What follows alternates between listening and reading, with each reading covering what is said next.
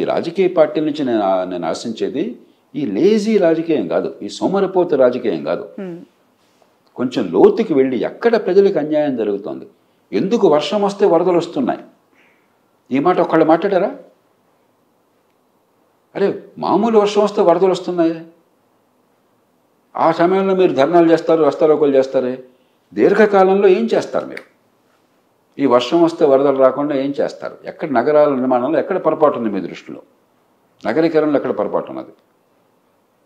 లేకపోతే 30 ఏళ్ల క్రితం నేనే గట్టిగా పట్టుబట్టబట్టి తూర్పుగోదావరి జిల్లా కలెక్టర్గా ఆనాటి ముఖ్యమంత్రి చెన్నారెడ్డి గారిని ఒప్పించి, ఆయన వరల్డ్ బ్యాంక్ను ఒప్పించి, ఆయన కృష్ణా గోదావరి డెల్టాల్లో నీటిపారుదల డ్రైనేజ్ వ్యవస్థను బాగు చేశారు. 30 ఏళ్ళు అయింది, మళ్ళీ తర్వాత పూనుకోలేదు ఎవరును. రేపు పొద్దున వర్షాలు ఎలా కొట్టే మరి పంటలని మునిగిపోతాయి కదా. పంట మునిగిపోయినాడు పత్రికలో హెడ్లైన్స్ వస్తే మీరు ధర్నాలు చేస్తారు తప్పితే, ఈ దేశంలో మారుతున్న వాతావరణానికి అనుగుణంగా రైతులను కాపాడడం ఎట్లాగా, నగరాలను కాపాడడం ఎట్లాగా, పేదరికం నుంచి బయటపడేయటం ఎట్లాగా, విద్యను అందించడం ఎట్లాగా, ఆరోగ్యం అందించడం ఎట్లాగా, చట్టబద్ధ పాలన ఎట్లాగా, దీని మీద దృష్టి లేకపోతే ఎవడుంటే నాకేం కావాలండి? ఏ రాయితే పళ్ళు కొట్టడానికి? కాబట్టి నేను కోరేది, నేను రాజకీయ పార్టీలను గౌరవిస్తాను, నేను చులకనగా ఎప్పుడు మాట్లాడను. రాజకీయం ఎంత కష్టమో నాకు తెలుసు. అన్ని వర్గాల్ని సమీకరించడం, సమన్వయం చేయటం, వారి మన్నన పొందడం ఆషామాషి కాదు. కానీ అది కేవలం అధికార క్రీడగా మిగిలిపోతే, వాడి బదులు ఇంకోటి వస్తే ఆ మనిషి కూడా మారట్లా, లేబెల్ మారుతుంది. మళ్ళీ వీళ్ళే అక్కడ ఉంటారు. కర్ణాటకలో మీరు చూడలా, పార్టీ మారినా మొన్నటిదాకా ముఖ్యమంత్రిగా ఉన్నాడు, ఇక్కడికి వచ్చేసే, డిప్యూటీ ముఖ్యమంత్రి ఇక్కడికి వచ్చేసే. పార్టీ మారింది, మనుషులు మారలే. కాబట్టి అదే రాజకీయం అయితే వ్యక్తుల అధికార కాంక్షకు నిదర్శనం అవుతుంది, కానీ దేశ ప్రజల ప్రయోజనాలు ఏమిటి? దాని మీద చర్చ లేకపోతే రెండు పక్షాల్లో, అది ఎన్డీఏ కావచ్చు, యూపీఏ కావచ్చు, ఇండియా కావచ్చు, భారత్ కావచ్చు, నాకు అనవసరం, కానీ రెండు పక్షాల్లో ఆ చర్చ లేకపోతే మీరు దేనికోసం నిలబడ్డారు, అది ఏ రకంగా చేస్తారు, ఇప్పటిదాకా జరగంది ఏమిటి, మీరు చేయబోయేది ఏమిటి, ఎట్లా చేస్తారు? మీ ఒపీనియన్ ఏంటి సార్? ఇండియా భారత్ మధ్య, అంటే ఈ రెండు పేర్ల మధ్య జరుగుతున్న ఈ చర్చలో మీ ఓటు దేనికి? ఇందాక నేను చెప్పాను కదా, ఏకరువు పెట్టాను కదా, దానికి ఎవరు సిద్ధమైతే దానికి నా ఓటు. లేబెల్స్ నాకు అనవసరం, అందరూ ఒకటే. కాబట్టి ఎవరు వీటికి సిద్ధపడితే వాళ్ళకి మొగ్గు చూపెడతాం. అటు మాజీ ముఖ్యమంత్రి చంద్రబాబు నాయుడు గారు, ఇటు కేసీఆర్ గారు పదే పదే, అంటే ఇతను భారత రాష్ట్ర సమితి అని దేశం వైపు అడుగులని ముందుకు వెళ్ళటం మనం చూస్తున్నాం. మహారాష్ట్ర నుంచి పోటీ కూడా చేయొచ్చు అవసరమైతే అని కూడా సంకేతాలు వచ్చిన పరిస్థితి, మొన్నటి వరకు కూడా ఎంపీగా పోటీ చేయొచ్చు అని చెప్పి. అలాంటి పర్సన్కి నిన్న జరిగిన అటు ఎన్డీఏ ఇటు యూపీఏ ఈ మిత్రపక్ష భేటీలో ఇన్విటేషన్ కానీ తను హాజరవటం ఇక్కడ చూడని పరిస్థితి. మరోవైపు చంద్రబాబు నాయుడు గారికి ఇన్విటేషన్ కూడా లేదు, ఉన్నా వెళ్ళలేదా, దానికి సంబంధించిన క్లారిటీ టీడీపీ ఇవ్వలేదు అనేది మరోవైపు. ఎలా చూడవచ్చు సార్ ఈ ఇష్యూస్?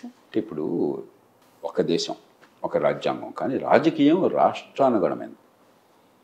జాతీయ రాజకీయం అన్నది పెద్దగా ఉండదు, ఊరికే మనం అనుకుంటాం అంతే, పత్రికలకి ఇంగ్లీష్ మాట్లాడే వాళ్ళకి తప్ప. రాజకీయానికి రాష్ట్రం ఒక యూనిట్, ఎమ్మెల్యే నియోజకవర్గం రాజకీయానికి కేంద్ర బిందువు. మన దేశం నడుస్తున్న రాజకీయం ప్రధానంగా అది. తెలంగాణ తీసుకోండి, బీఆర్ఎస్, బీజేపీ, కాంగ్రెస్ మూడు ఉన్నాయి. పూర్వం బీజేపీ పెద్ద స్థానంలో, ఈ మధ్య బీజేపీ స్థానం కాస్త పెరిగింది, కాంగ్రెస్ తగ్గింది, మరి కొంచెం పుంజుకుంటుంది అంటున్నారు. మరి బీఆర్ఎస్తో అధికారం కోసం అని చెప్పిన ఒక పక్కన బీజేపీ, ఇంకో పక్కన కాంగ్రెస్ గట్టిగా పోరాడుతుంటే, బీఆర్ఎస్ వాళ్ళలో ఏ కుటుంబంతో కలుస్తుంది? పోయి కలిసి ప్రజలు ఇక్కడ ఏమని చెప్తుంది? ఇద్దరిని తిట్టాలి, ఇద్దరిని పోరాడాలి కదా వాళ్ళు. కాబట్టి రేపు పొద్దున ఏం జరుగుతుందో తర్వాత చూద్దాం. ఎన్నికలైన తర్వాత, పార్లమెంట్ ఎన్నికలైన తర్వాత పరిస్థితిని బట్టి వాళ్ళు నిర్ణయం చేసుకుంటారు. కానీ ఈవేళ ఒక పొత్తు మీరు కలుపుకున్నారనుకోండి, కాంగ్రెస్తో పొత్తు కలిపారనుకోండి, యూపీఏ ప్రస్తుతం అయితే ఇండియా, వాటి ఆ పేరేం పెట్టినా కూడాను, రేపు పొద్దున రాష్ట్రంలో కాంగ్రెస్ పార్టీ విమర్శకు సమాధానం ఏం చెప్తారు? కాంగ్రెస్ ఎట్లా ఎదుర్కొంటారు? ఎన్డీఏతో పొత్తు కుదుర్చుకోనుకోండి, బీజేపీ విమర్శ సమాధానం ఎట్లా చెప్తారు? బీజేపీతో పొత్తు ఎట్లా కుదుర్చుకుంటారు? ఆల్రెడీ బాహటంగా చాలాసార్లు విమర్శించిన పరిస్థితి కేసీఆర్ గారు. అట్లాగే ఆంధ్రప్రదేశ్ ఉన్నది. ఆంధ్రప్రదేశ్లో బీజేపీకి ఒక విచిత్ర పరిస్థితి. అక్కడ స్థానిక రాజకీయ కారణాల వల్ల బీజేపీకి పెద్దగా రాష్ట్రంలో పాత్ర లేదు కాబట్టి, తెలంగాణలో బీజేపీ ఒక పాత్ర పోషించాలని ప్రయత్నం చేస్తుంది, కొంచెం ఎదిగే ప్రయత్నం జరుగుతుంది. ఆంధ్రప్రదేశ్లో ప్రస్తుతానికి అది లేదు. నేను ఎవరిని కించపరచాలని చెప్పట్లేదు, ఉన్న వాస్తవాలు మనందరికీ తెలుసు. అక్కడ ఏమైంది? ఇక్కడ వివిధ స్థానిక రాజకీయ పరిస్థితుల వల్ల 2 ప్రధాన పార్టీలు కూడా నరేంద్ర మోదీ గారికి మద్దతు ఇస్తామంటున్నారు. ఇప్పుడు మీరు బీజేపీ నాయకత్వ స్థానంలో ఉన్నారు. ఇద్దరు పార్టీలు మాకు పార్లమెంట్లో మద్దతు ఇస్తామంటే మాకు ఒక పక్కన ఒకరి దగ్గర ఒకరి దూరం ఎందుకు కావాలి? ఇద్దరిని సమదూరంగా ఉంచితే 25 సీట్లు మనకేగా పార్లమెంట్లో, వాళ్ళు ఎవరు గెలిచినా కూడా. కాబట్టి ఆ స్థానిక రాజకీయం అనేది జాతీయ రాజకీయంలో ఈ కూటమిని, ముఖ్యంగా ఎన్నికలకు ముందు కూటమిని ప్రభావితం చేస్తుంది. ఎన్నికైన తర్వాత సంఖ్యాబలాన్ని బట్టి, రాష్ట్ర ప్రయోజనాలను బట్టి, రాజకీయ ప్రయోజనాలను బట్టి నిర్ణయం చేసుకోవచ్చు. కానీ ఎన్నికలకు ముందు ఇట్లా ఉండటం అనేది అనివార్యం. ఉదాహరణకి మీకు ఒరిస్సా ఉంది. ఒరిస్సాలో బహుశా దేశంలో ఒక పేద రాష్ట్రంలో మంచి ఫలితాలను దీర్ఘకాలంలో ఆర్భాటం హడావిడి లేకుండా ప్రజల ఆదరణ పొందుతూనే రాష్ట్రంలో ప్రగతి చూపెడుతున్న ఏకైక దేశం రాష్ట్రం ఒరిస్సా. ఆర్థిక క్రమశిక్షణ పాటిస్తున్నారు, జనాభా అదుపు చేశారు. ఒకప్పుడు జనాభా విపరీతంగా పెరిగిపోతుంది, పేదరికం ఉన్నది, బిల్లలు పెరుగుతున్నారు చెప్పంటే అక్కడ జనాభా అదుపు చేశారు, ఫెర్టిలిటీ రేట్ తగ్గిపోయింది. తర్వాత విద్యుత్ రంగంలో కానీ, లేకపోతే మీకు విద్యారంగంలో కానీ, ఆరోగ్య రంగంలో కానీ చాలా లోతైన అవగాహనతో పరిష్కారాల కోసం వెతుకుతున్నారు అక్కడ. కానీ స్థానికంగా అక్కడ ప్రధానంగా పోటీ ఉన్నది బీజేడీకి, బీజేపీకి రాష్ట్రంలో. కానీ దేశ ఆర్థికాభివృద్ధి విషయాల్లో బీజేపీకి అనుకూలంగా ఉన్నారు వాళ్ళు జాతీయ స్థాయిలో.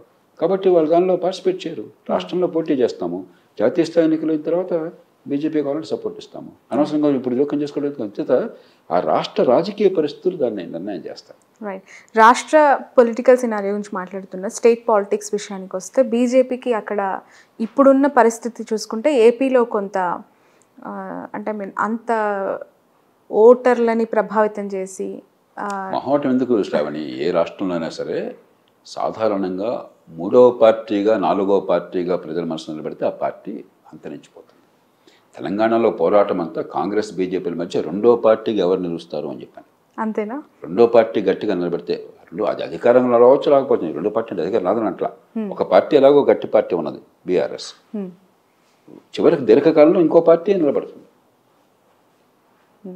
ఎందుకంటే మన ఎన్నికల వ్యవస్థలో 3వ పార్టీకి చాలా అరుదుగా స్థానం ఉంటుంది. ఏదో ఒక కులం బేస్తో, ఉదాహరణకి కర్ణాటక ఉన్నది, దేవగౌడ గారి పార్టీ ఒక్కలుగా సమాజం, దక్షిణ కర్ణాటకలో కొంత ప్రభావం ఉన్నది, అది కూడా క్రమక్రమంగా తగ్గుతుంది. అట్లా ఆ కులం ప్రభావం వల్ల కొన్ని ప్రాంతాల్లో వస్తుంది తప్పితే బలమైన పార్టీగా అవతరించడమో సాధ్యం కాదు, దీర్ఘకాలం కొనసాగడం చాలా కష్టం. ఎక్కడైనా సరే ఎన్నికల వ్యవస్థ 3వ పార్టీ 4వ పార్టీని బతకనివ్వదు. కాంగ్రెస్ పార్టీ ఉంది, ఆంధ్రప్రదేశ్లో అంత ప్రభావం ఉన్నది. గతంలో ఎన్ని దశాబ్దాలు చెలాయించింది.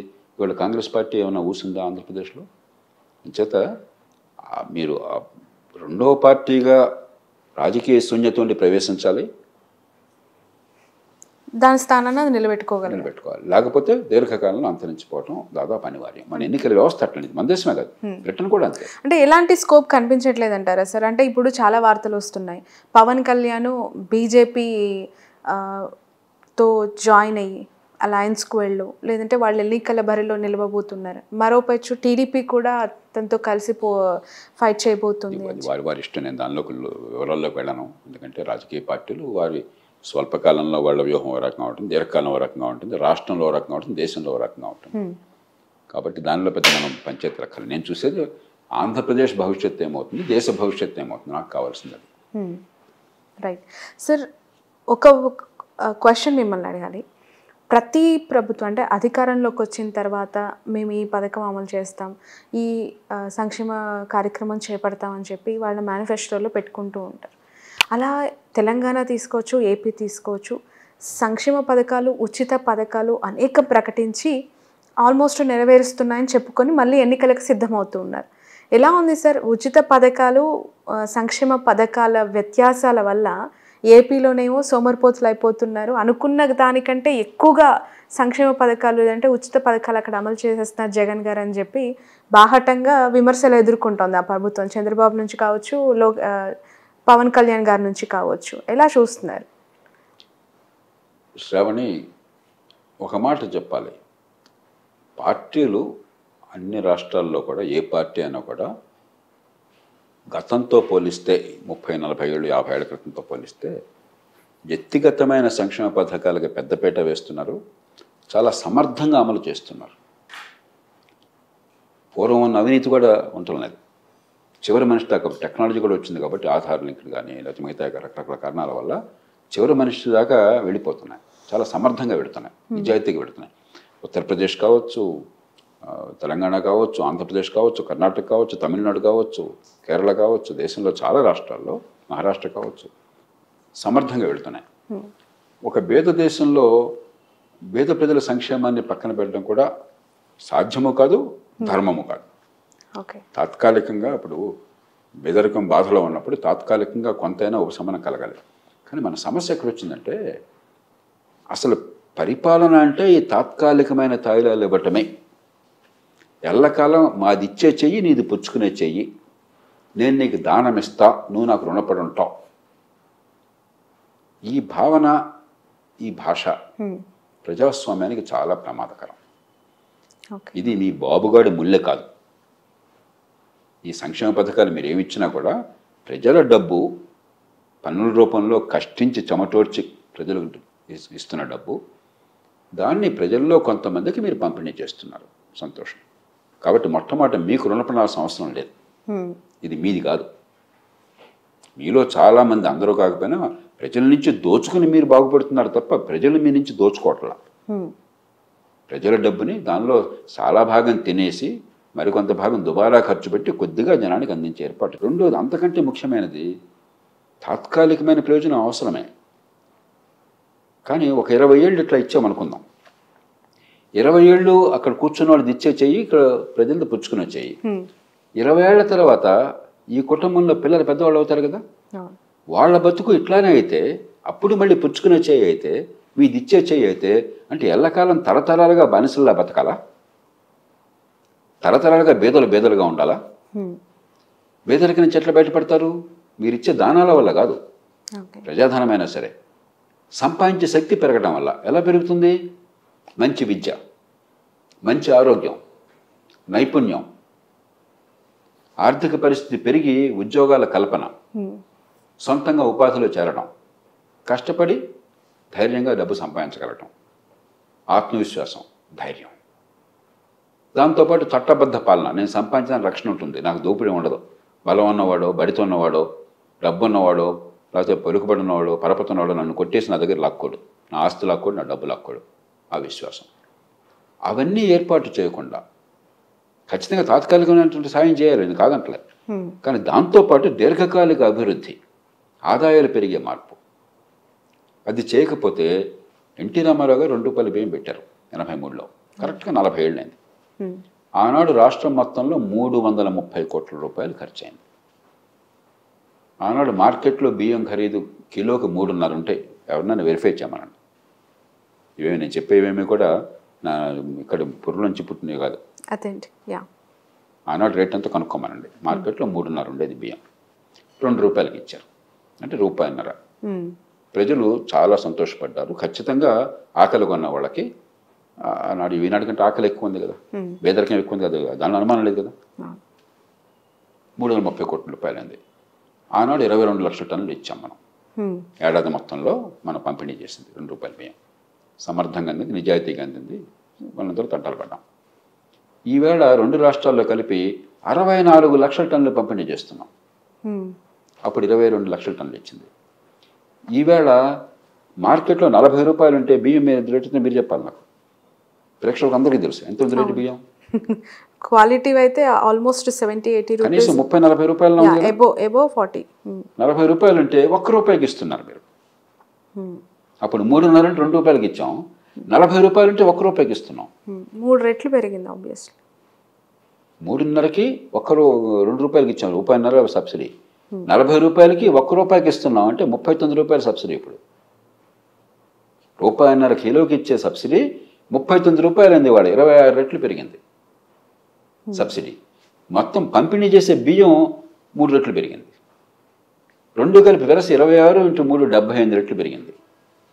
అందుకే ఆనాడు 330 కోట్లు ఉంటే ఇవాళ 25,000 కోట్ల రూపాయలు మనం ఖర్చు పెడుతున్నాం 2 రాష్ట్రాల కలిపి. Oh my God. కానీ అప్పుడు పుచ్చుకునే చేయే, ఇప్పుడు పుచ్చుకునే చేయే. ఇదా మనం కోరుకోవాల్సింది? బేదల పిల్లలు ఎల్లకాలం మీ దగ్గర పుచ్చుకునే వాళ్ళుగానే ఉండాలా? బేదల పిల్లలు సంపాదించే శక్తి కలిగి మీ పిల్లలతో పోటీ పడి ఒక ఇల్లు సంపాదించుకుని మధ్యతరగతి కుటుంబంగా అయ్యి ఆ పిల్లల్ని బాగా చదివించుకోగలిగి మంచి ఆరోగ్యం ఉండి భవిష్యత్తులో అందమైన కళ్ళకని ఎవరితోనో పోటీకరమైన వ్యవస్థ కావాలా అది తెలుసుకోవాలి మనం. ఖచ్చితంగా తాత్కాలికమైన సంక్షేమం అవసరము, కానీ అదే పరిపాలన అదే రాజకీయం అయితే అంతకంటే ప్రమాదం మరొకటి లేదు. దీర్ఘకాలికం కాకూడదు. విద్య, ఆరోగ్యం, చట్టబద్ధ పాలన,